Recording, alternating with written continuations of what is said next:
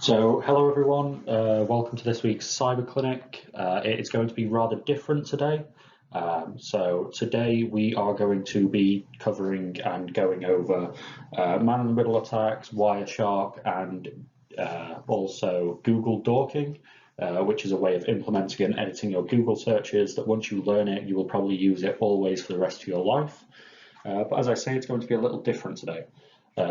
This stream is kind of half pre-recorded, so I do apologise for that, but I've just moved house and my internet is incredibly terrible and I cannot stream basically anything. So it is all going to be pre-recorded, so if you have questions, please save them till the very end, and we will be in Discord as per usual to do everything like that. But as again, I apologise that everything will be pre-recorded, so save your questions and come and join us in Discord if you want to discuss anything more or want to know anything more or links and stuff. We will provide them all at the end once everyone's in the Discord.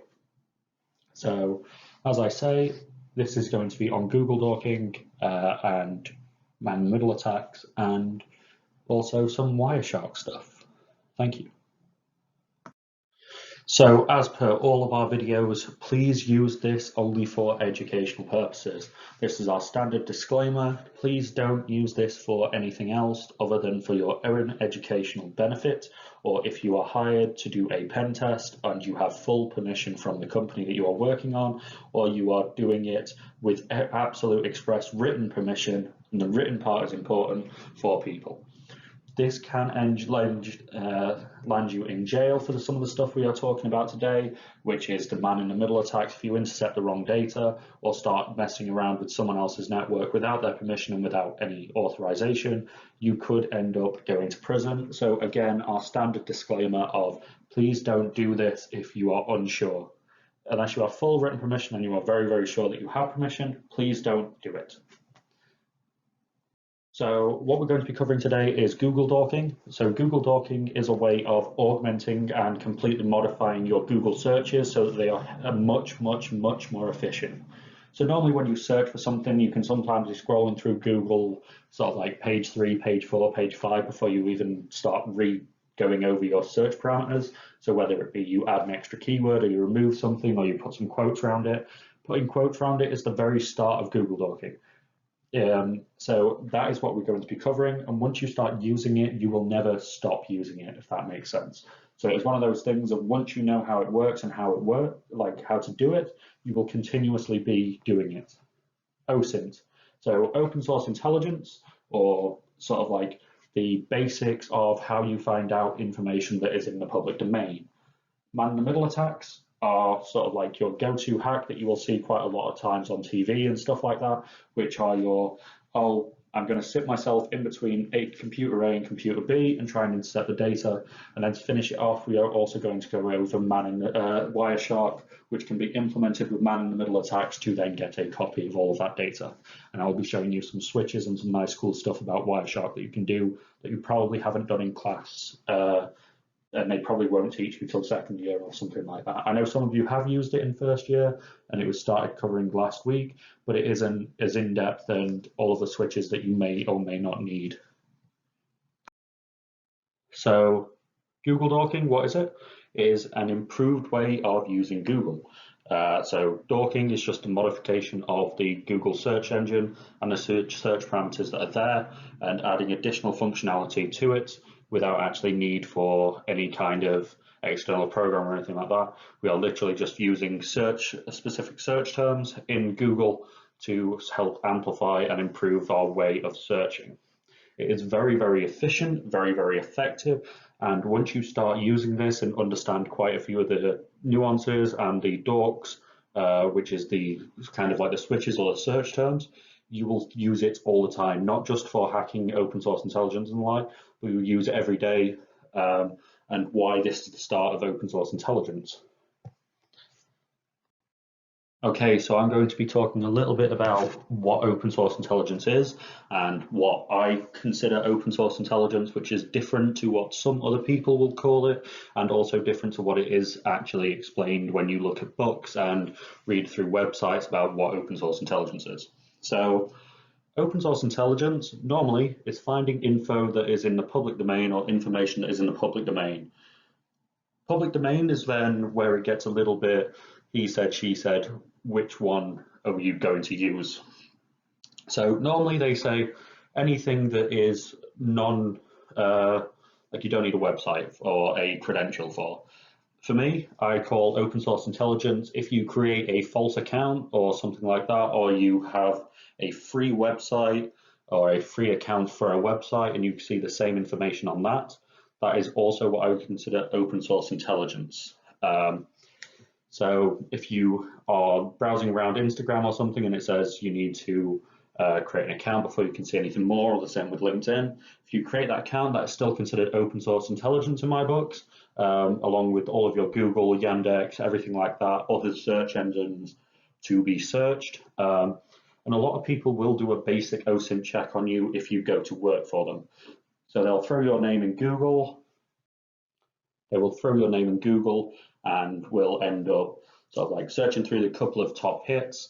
Have you been in any scandals? Have you been doing anything weird on Facebook if you have public profiles? Have you put out any views of certain either religious, ethnic, or anything like that? And they will take that in consideration if they are trying to figure out whether they want to hire you. This can also be done on members who are in companies by the dark side hackers or black hats or whatever you want to call them. And this is to figure out if they can be blackmailed or if they have any particular habits when they are creating passwords, or if they love a certain animal, so like a Siberian Husky or something like that. Then you can build custom word lists based on their open source intelligence. If they're really into cars, you can start putting a one together that is brands of cars and stuff like that. So it is more useful to understand the premise behind why we do open source intelligence, and also sort of like why and where you can do it.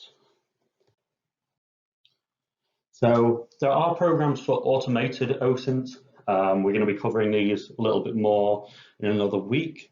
Just to give you some names, Maltego and the Harvester are two of the best ones out there. There are a bunch more, but these two are pre-installed with your Kali Linux box. You should have a VM by now. And they will automate some of the steps that you will be doing if you are doing a full OSINT investigation. Sort of like going through and checking if they have a username, whether that username is registered on a bunch of other sites, or whether their email address has been in any breaches, stuff like that. This will automate some of those processes, but if you do not understand what you're doing, like if you click the go button and just say run all transforms or something on Maltego, if you don't understand what it's doing, it's not helpful for your learning. So go away and do your first couple of OSINT investigations on yourself, get permission off family members, and do it that way, and do it all manually so that you can learn to filter out the information. So Maltego is great for just giving you a bunch of information. It's like, here's like 150 transforms, go away, come back and bring me all the information that you can possibly see. But then you have to filter that information yourself manually. And when I say filter it manually, it's sort of like going through and saying, oh, there's 6 people with the same name. Which one of those actually is it? Which email address? Because it could be first.last name at Hotmail or at Gmail, and they could all belong to different people. So if you do the wrong OSINT investigation on the wrong email address, it can or cannot break the law depending on what you end up doing. So again, be very careful, have permission of family members or yourself, and just do it for your own educational purposes. So manual OSINT, everyone will have Googled their own name at some point. And that is the start of an OSINT investigation. So you've Googled yourself, you've found a couple of links maybe to your Facebook, your Instagram, or maybe your LinkedIn, or maybe your social media, like in general. Look at what clubs this person, like if you go on their Facebook and they say, oh, I'm a member of this club, this club, this club, go to those websites and see if there's any information on those websites about them. This is what is manual OSINT. So you are looking for them as a person and trying to match and write down everything that you can about them.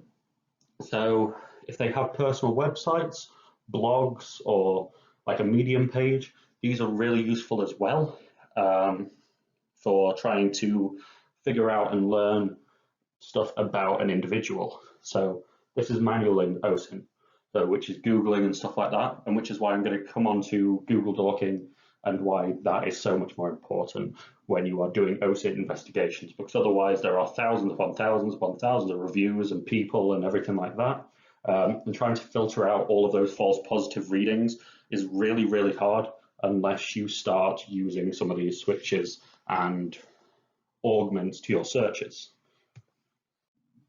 So Google Dorking, as I was saying a minute ago, is all about filtering the amount of information that Google gives you. So if you go away and just literally search in pastebin into Google, you'll get millions of results.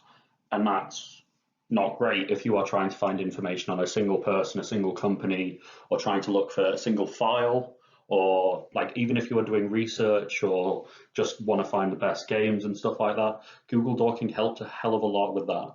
Like once you understand and use it all the time, and start implementing it every other day or stuff like that, the second that you want to find a single file or a report or something like that on there, it reduces the amount of time that you have to spend Googling by a huge, huge amount.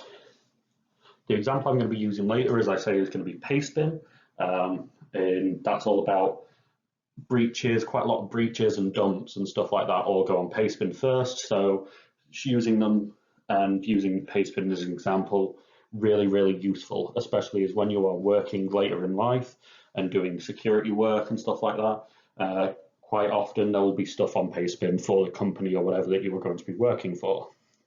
So there is an entire database full of helpful stuff for this, and that's going to be linked in the chat roughly now. And this is from the Hacker and Exploit database.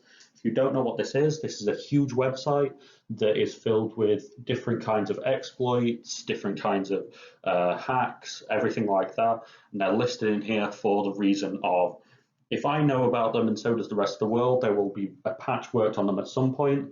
And also for stuff like these Google ones, these Google Dorks, it's to try and help other people figure out and be able to understand them better. So you can go on, I'm giving you a couple of seconds now to go and have a quick look at the website. This is just a brief extract. So you put these into your Google search box and it will filter down the rest of Google. So in URL, pretty self-explanatory. If it is set config password is anywhere in the URL, it's going to give you that. In the title, if your header tags, info view or log on, that's going to give you that. Extensions, so extensions are extensions.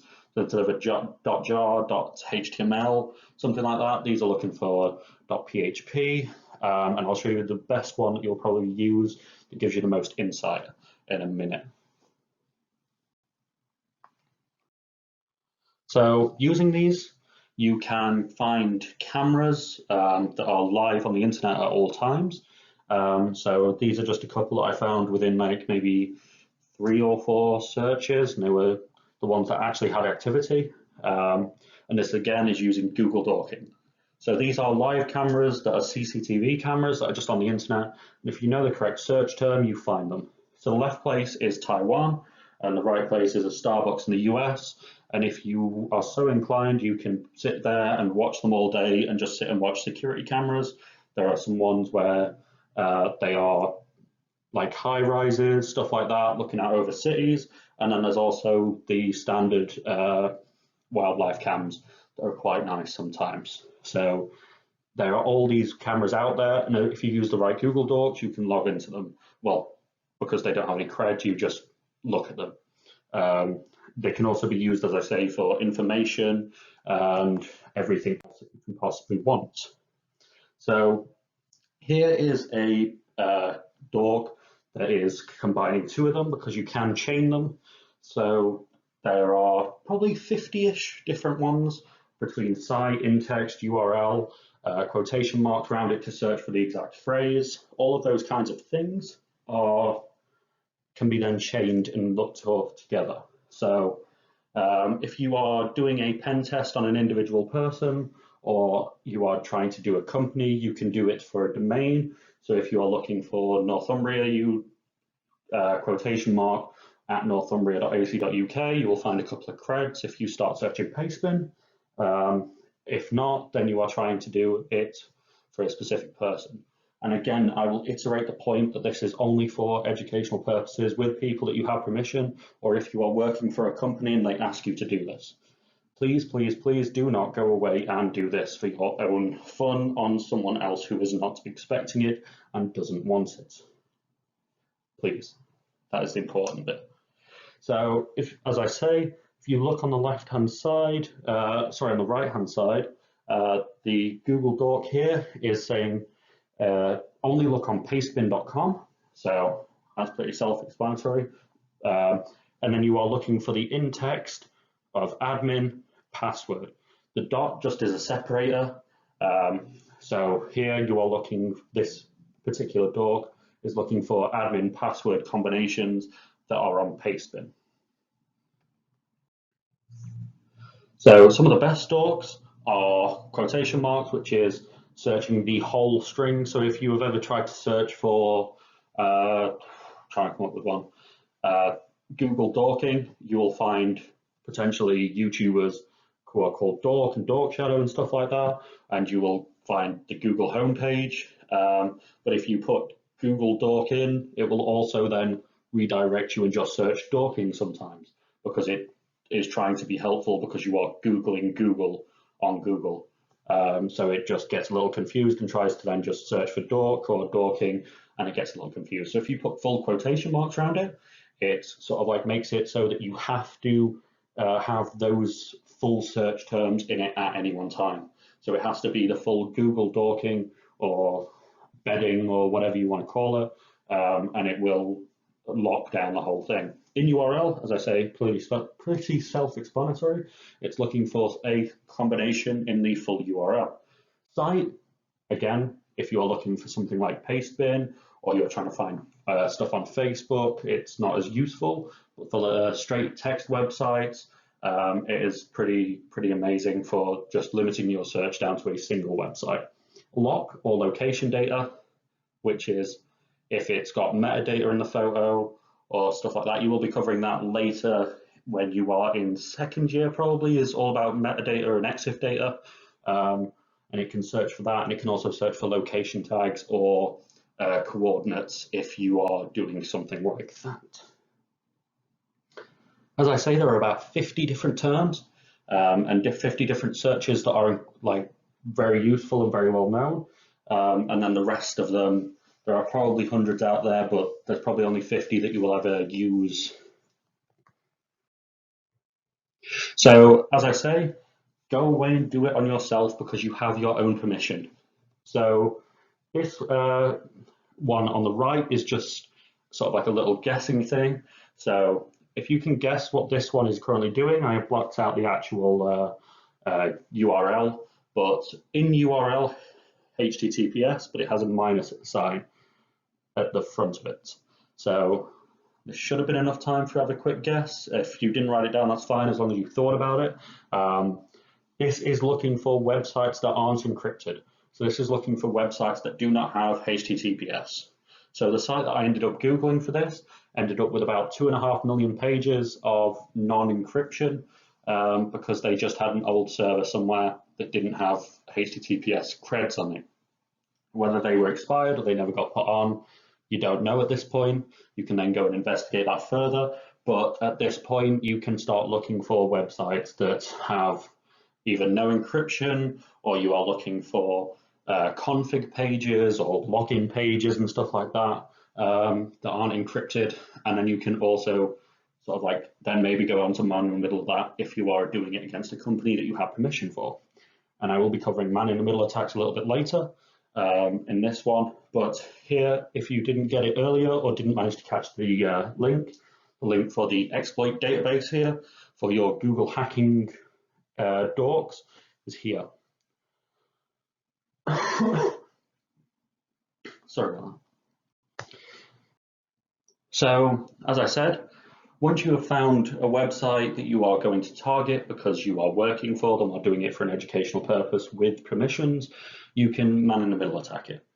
So a lot of you will probably have heard man-in-the-middle attack and stuff like this on TV and Mr. Robot and stuff like that. And it's literally does what it sort of like says on the tin. You sit in the middle of the communication layer between computer A and computer B, and you start looking at the data. So you can either intercept the data completely and take a full copy of it and never send the data on. You can just relay the data through your own server, or you can do literally whatever you want to the data whilst it is going through you.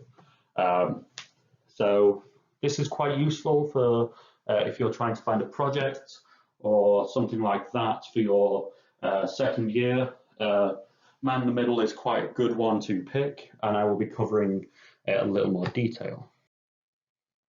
So there's hundreds of different applications and software and stuff like that, and you can make your own reasonably easily in Python to do this kind of stuff.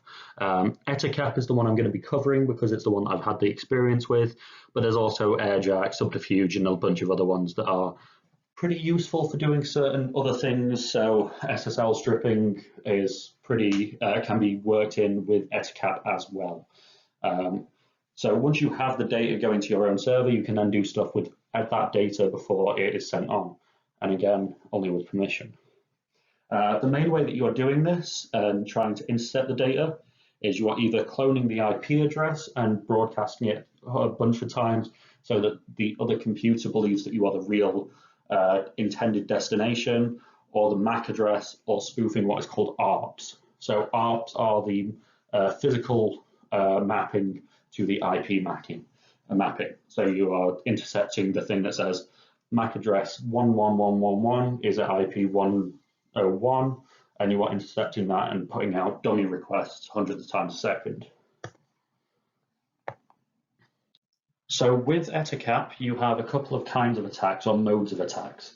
So you have your active attacks, which are the ones that can change data, modify data, delete data, intercept your data, and sort of like change it as it flows through you. These are kind of called active attacks because you are actively doing something to the network. You are actively changing the packets or the information and the frames that it is traveling on.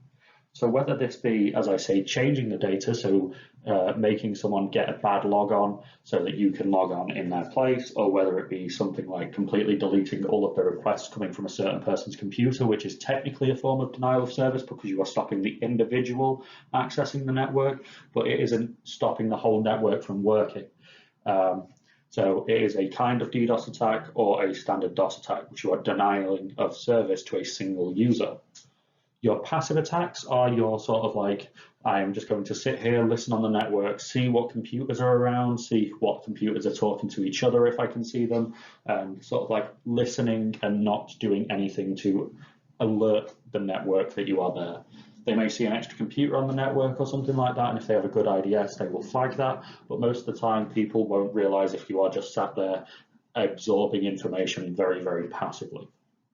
And then there are multiple subsets of modes within this that I'm going to be talking about right now. So as I was saying, your active attacks are the ones that you are going to be actively sort of looking at and actively doing when you are doing a denial of service or a spoof or a man in the middle. All these kinds of things are active attacks.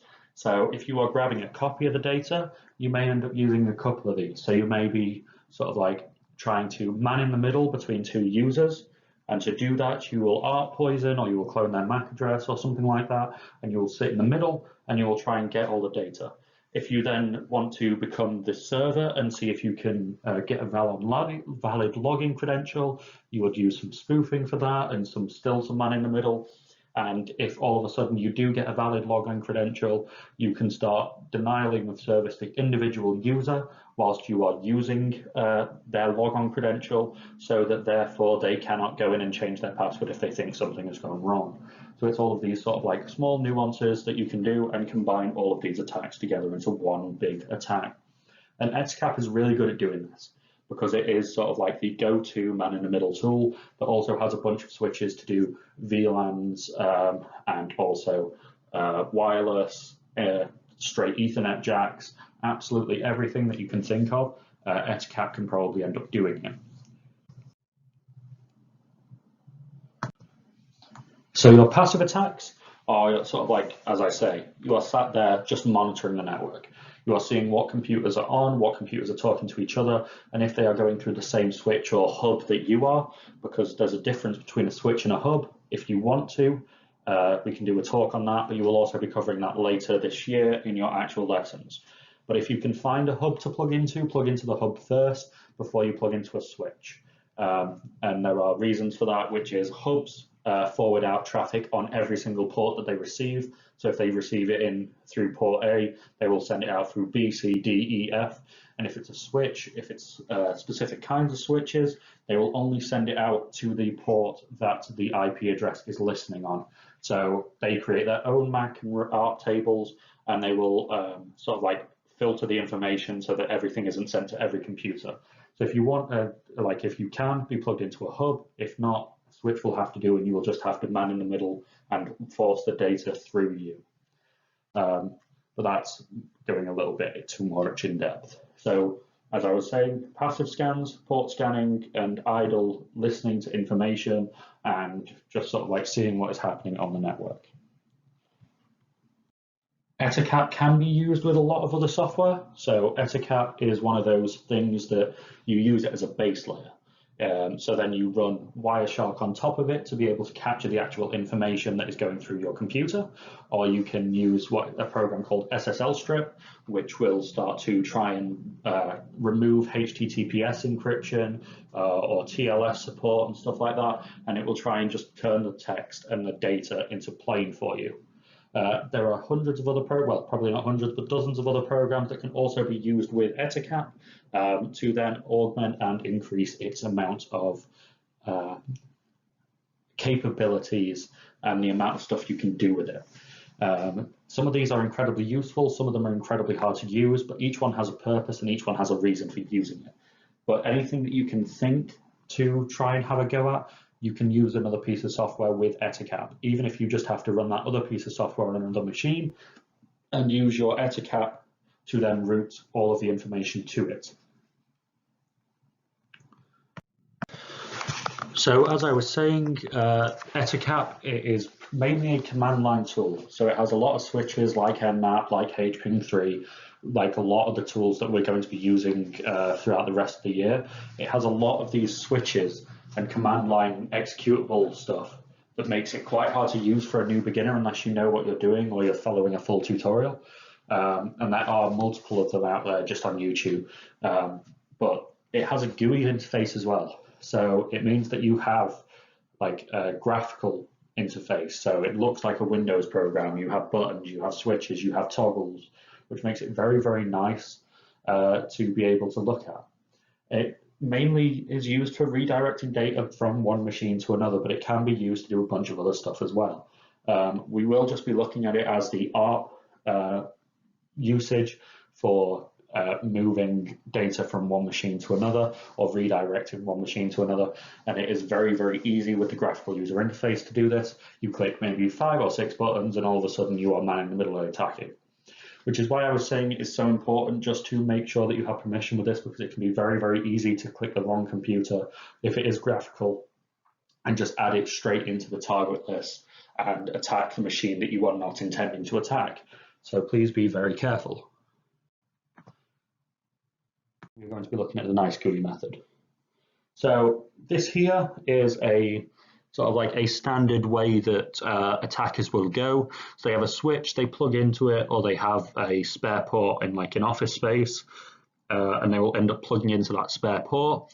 And Bob is trying to talk to Alice's machine, but the black hat threat actor, whatever you want to call it, is sending false packets and false information so that all of Bob's and Alice's traffic get directed to the attacker first, or the black hat, and then relayed on after a copy of the data has been taken.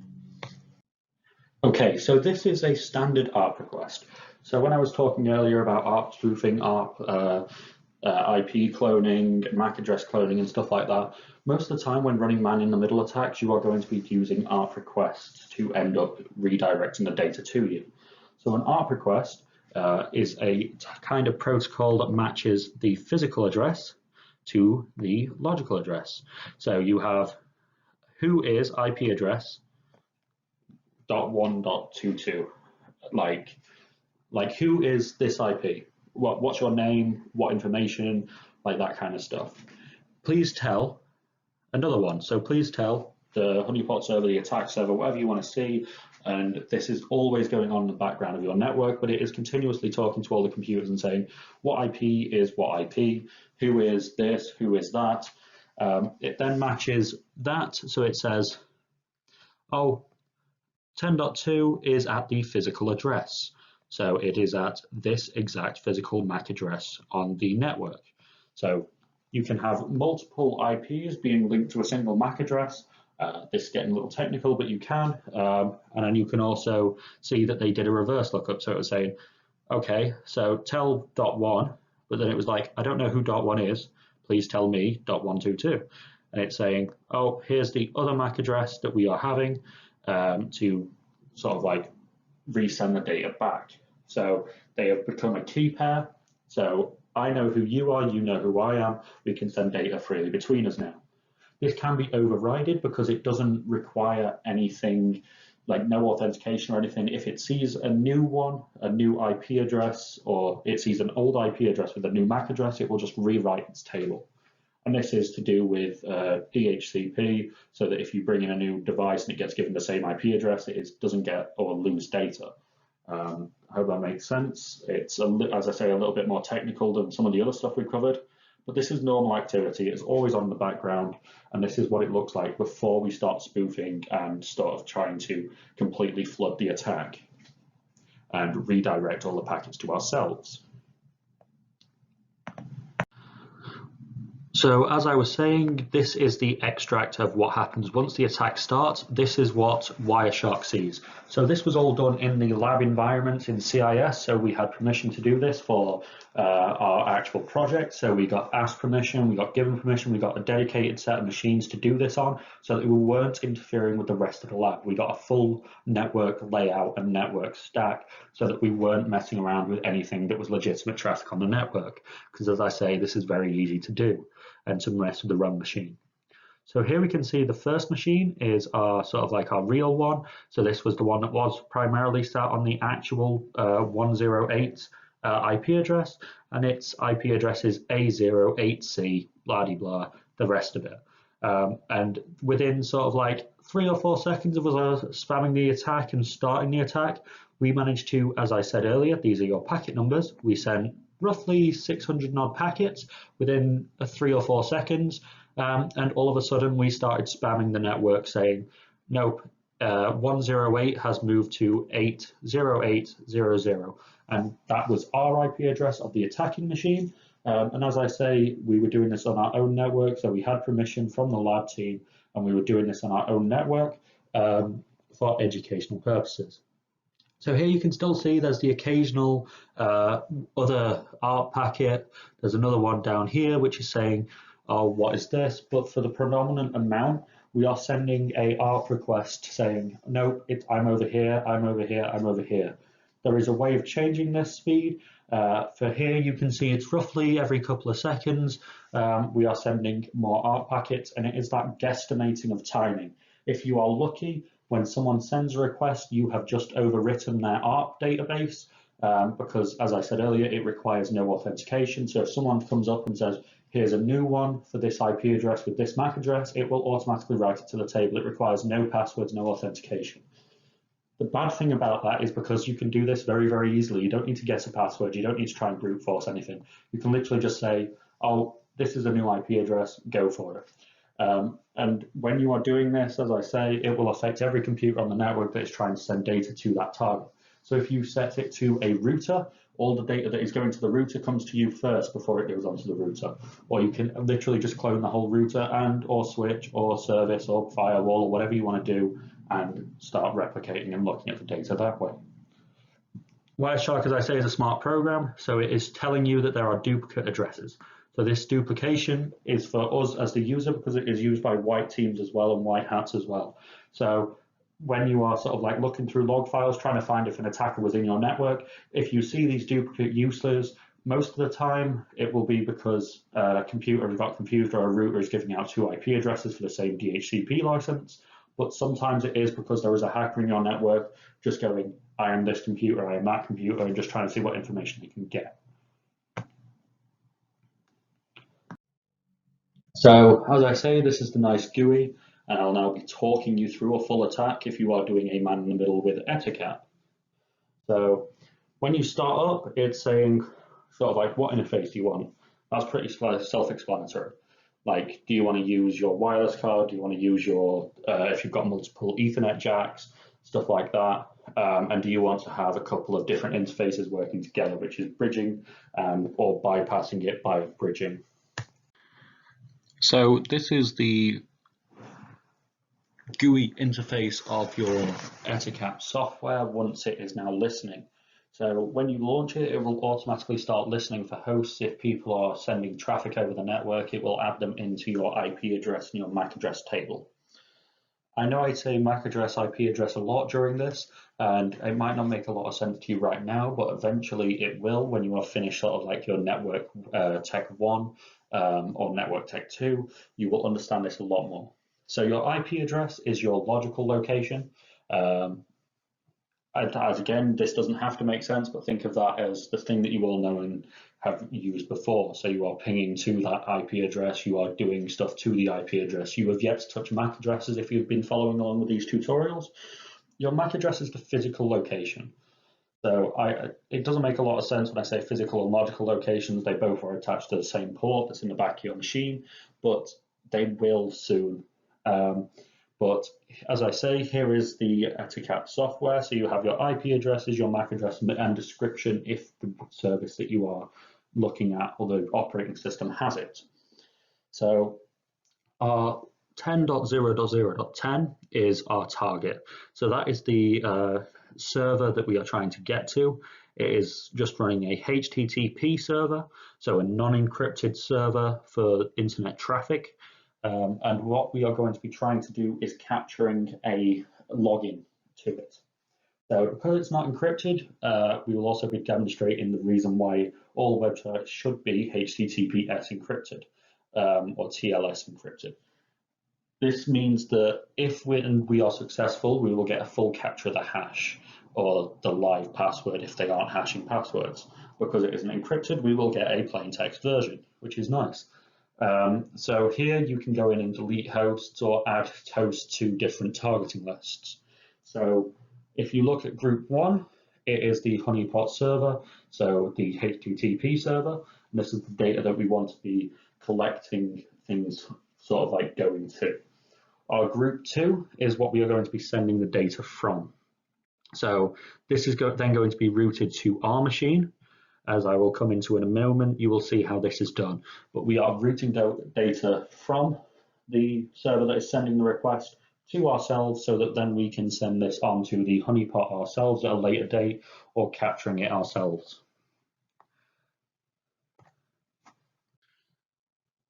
So when we are trying to then monitor the network flow, so this is on the attacking machine. Again, we are running the Wireshark. So when data is being sent to the server, which is sending to .110, it is actually sending to us. You can see that on the bottom right, we have a HTTP post request. So post means it's sending something to the server. Get means it's getting something from the server. So we can see here that it sent something to us because we are now at .10 because we are running the man in the middle attack. And it came from our target, which was .108. And it is non-encrypted traffic, so therefore it is quite nice that we can be able to see the plain text password. So this might look like a lot of scary things. It's not. So here, the first little bit is all about the kind of frame and packet and everything that is being sent. And what medium it's traveling over. We can ignore all that. We can see that the MAC addresses are in here if we really want to. We can see what internet protocol version. So there are two kinds. There are .4 and .6. .6 is the new standard and has basically infinite addresses. .4 is what most people and computers run on because they are easier for us as humans to understand, program, and maintain. So destination port 80 is your next thing that is quite important. So destination port 80 is for HTTP traffic by standard, which is the non-encrypted version. And here we can again confirm that hypertext transfer, but it isn't strict and it isn't encrypted. So HTML for our WordPress form. Here we have what's the password for it. In plain text, we had nothing really. And then it was like we pressed the enter button on our normal machine, which was all captured here. So going into a more detailed view. So when I say more detailed, I mean that it is the sort of like the raw information that Wireshark sees.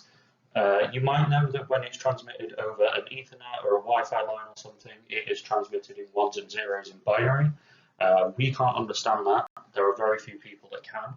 So the computer will try and interpret it as hex. So the stuff on the left here is all hex information. So all of this stuff is live hex information. And in Wireshark, if you like highlight a section of plain text or you highlight a section of hex text, it will automatically try and work it out and sort of like highlight the same things together so that you can sort of like see where things are. So on this top section here, this is the website or the server or whatever that the request has gone to. So here you can see that it's honeypot.com on page 1 because that's where we just threw our login box. So why I'm saying this and why I'm pointing this out in sort of like the hex view is because if you are in like an office and there are hundreds of computers or you've found a spare network port when you're doing a pen test, and you plug into that and you see lots and lots of traffic going to and fro and all over the network, you can sort of like slim down again, filtering the information that you are receiving so that you can get a better interpretation of where passwords belong. So you may capture 150, 200 passwords, but if you don't know what sites those are actually going for, you're kind of stuck at your next part of your pen test. You could make a word list and try them on everything, but that's not efficient. So if you know exactly where the passwords are going and exactly where they're coming from and what the passwords are, then it's really, really useful. So this post password is just the name of the box on the form, as I said, the name of the box on the form for the password. So if it was a username, it would probably be post username with equals our actual username. But for the moment, we have post password and we have a password in plain text, which is really, really nice and really, really simple. If the websites are encrypted, you can decrypt this, but it is rather difficult, and you need to use different tools like the SSL strippers and stuff like that as well. So Wireshark, I've talked a little bit about it, I've showed you a little bit of the extracts and the nuances within it. Now I'm going to just talk about it in slightly more of a general sense, and also I'm going to be showing you sort of like the full layout, what you can do with it. Because I know some of you may have touched on it in class last week or this week, but there's a lot more that you can do with it than they will be showing you at this stage. So what is it? It is a current packet logger, so that means that it just sits and records all of the information that is going over your Ethernet or Wi-Fi connection that it can see, and then it has plain hex versions along with encryption and everything like that. If you want to, you can save them as separate files, which I'm going to be showing you in a minute, and it is incredibly useful for your studies later on. If you are doing any kind of dissertation work or anything like that, it is incredibly, incredibly useful to be able to get a raw capture of everything that you are doing. So this is the starting layout just on the Windows version.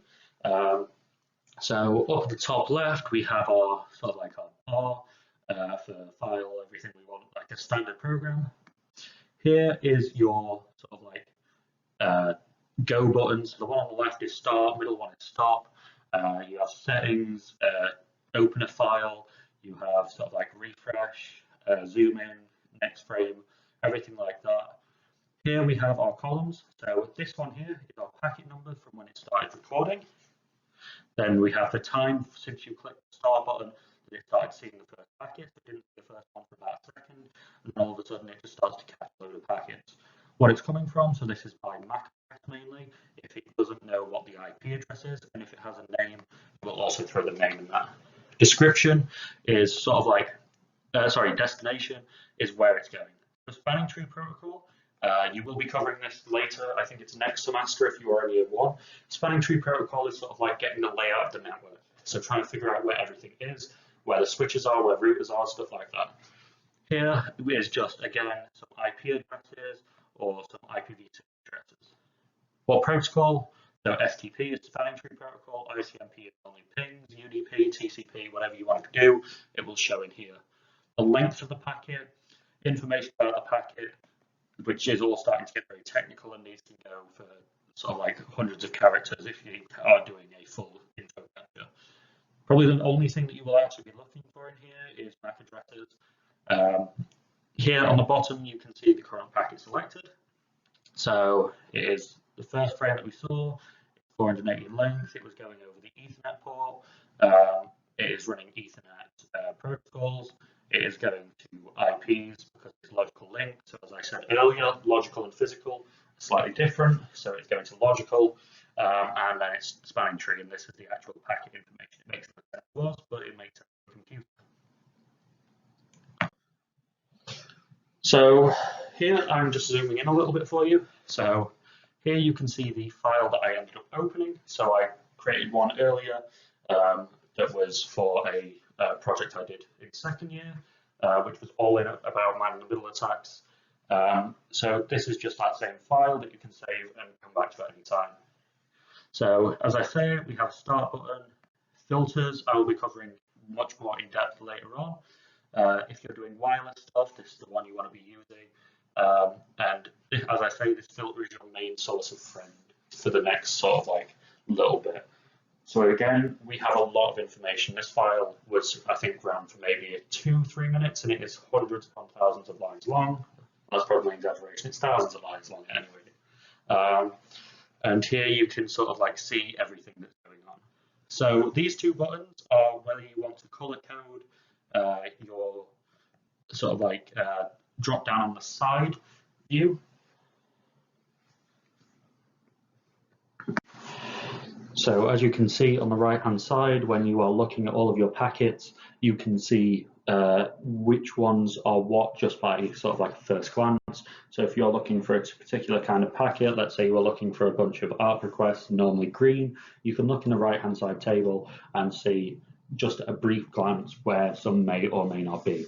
It sort of like changes depending on where you are. So if you scroll further down, you get a more narrowed focus where you are sort of like looking, and it does about, I think it's 1,000 lines or something like that. So here I'm just going into color coding a little bit more. So as you can see, there is a bunch of requests and traffic here, and I'm also implementing a filter. So if you look in the filter box right at the very top, I'm going to highlight it now for you, which is right here. You are looking at filtering by IP address.